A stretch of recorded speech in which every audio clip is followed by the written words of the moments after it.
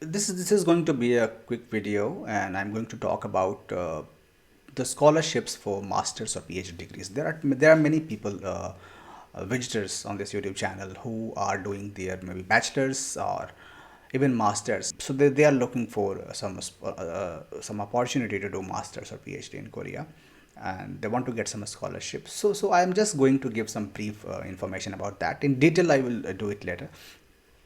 So in Korea, like they have a lot of opportunity for doing graduate studies. They call it this graduate studies, masters or PhD.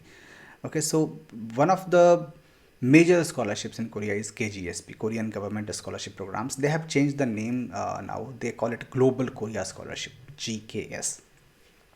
So you must have seen that a few weeks back. I think I uploaded a video and I also posted on the website about the undergraduate scholarship.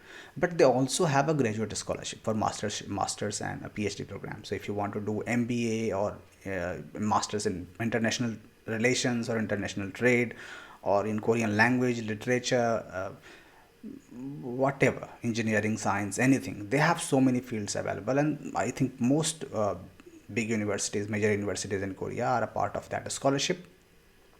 So if you have any plan to do masters or PhD, definitely that should be your first priority. That scholarship is a very prestigious one, and they will give you the two-way airfare. So the flight ticket for coming to Korea, and once when you complete your studies, when going back to your country, they will give you another set of flight tickets. That is one thing. The whole tuition fees is paid. So in Korea, if you want to do your masters in anything, MBA or science engineering, the minimum course fees will be like in Indian currency, if I tell you, approximately 2 to 3 lakhs per semester minimum. So for 2 years, for 4 semesters, it will be, you can say, like 10 lakh, above 10 lakh. So they will give you that fees. They will give that fees directly to the university, not to you. And they will also give you monthly allowances for living here, living expenses, and that will be approximately 9 lakh won. That is approximately 60 and if you can pass topic level 5 any time during your stay period here, then they will give you another 1 lakh won extra, that is 6,000 more. And they will cover your 1 year language training here. So when you, if you don't have topic level 3, if you have topic level, not 3, 5, sorry. So if you have topic level 5 already, then you can directly enroll in the master's program or PhD program. No need to do Korean language training. But I know, like, most of the people, 99% of the people, they don't have topic 5 before coming to Korea. So they will give you 1 year language training, and they will pay the complete fees of that training. It's a very good program, actually. I have attended that training myself. uh, and after 1 year you have to pass topic level 3, that is the minimum. And after passing topic level 3, you will enroll in the master's program in whatever department you want to, or PhD. And then, yeah, that's it. Uh, so so it's a very good program, actually.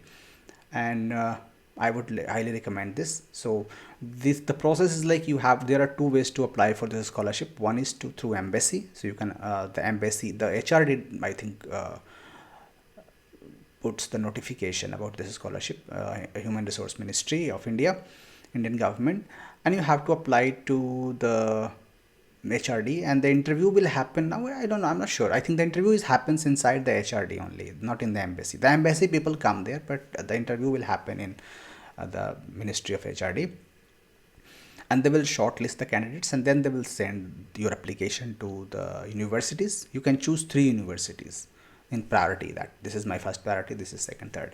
So they will send to all those 3 universities, and if they select you, then yeah, you are selected.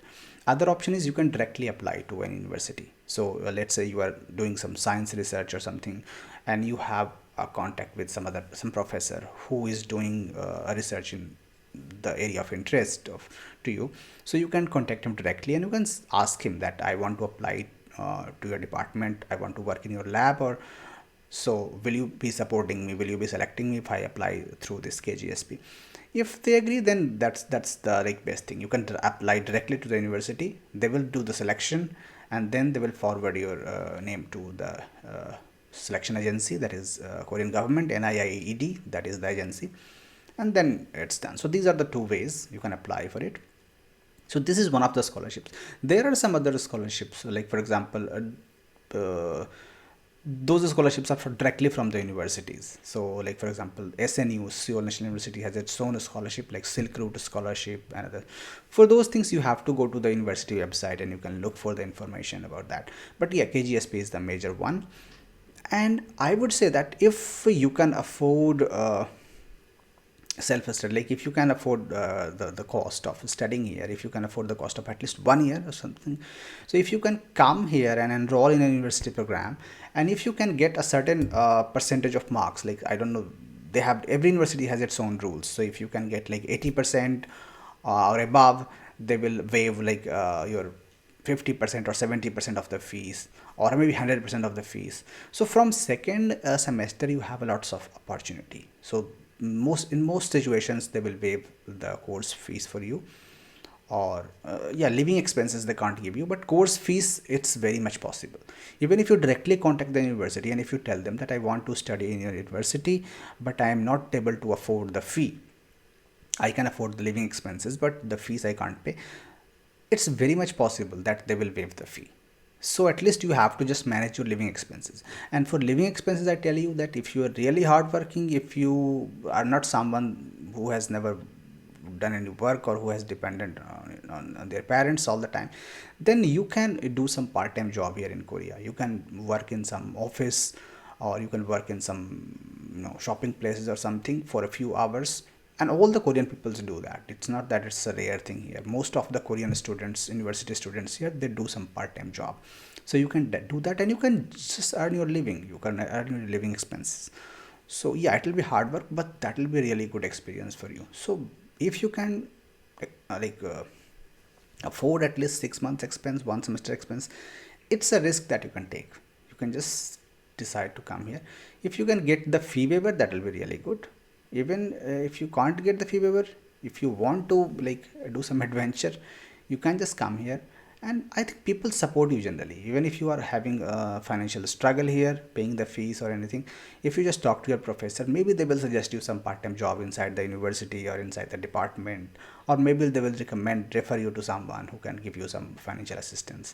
So there are lots of opportunities. So I would say that not don't try to just get the full thing funded कि मुझे पूरा पैसा मिलेगा. If I get 100% fees covered, 100% living expenses, तभी I will go to Korea. That really reduces your chances significantly. So just try to look for the best that you can get, and this is the time that you do some adventure. So yes, even if you know that I won't be getting money, I have to struggle for that, that's a risk that you should take, in my opinion. This scholarship is announced KGSP1 in January, February. So just keep checking our website and this YouTube channel. I'll be posting about it in great detail. Thank you. All the best.